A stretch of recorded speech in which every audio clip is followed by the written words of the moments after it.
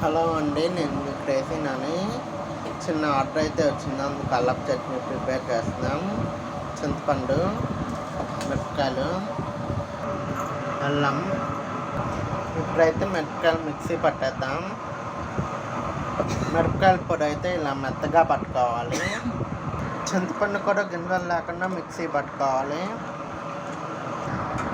చింతపండు కూడా ఇలా మెత్తగా పట్టుకుని అదే గిన్నెకి తీసేసుకుందాం. దీనిలో ఇప్పుడు అల్లం ముక్కలు వేసేద్దాం, చిన్నగా తరుపుకున్నవి.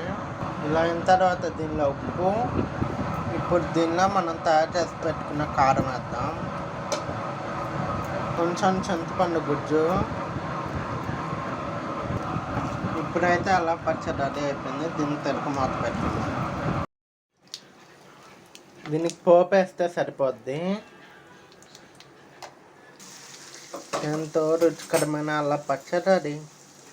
మీలో ఎంతమందికి ఇష్టమో please comment, share, like, subscribe. Okay, bye.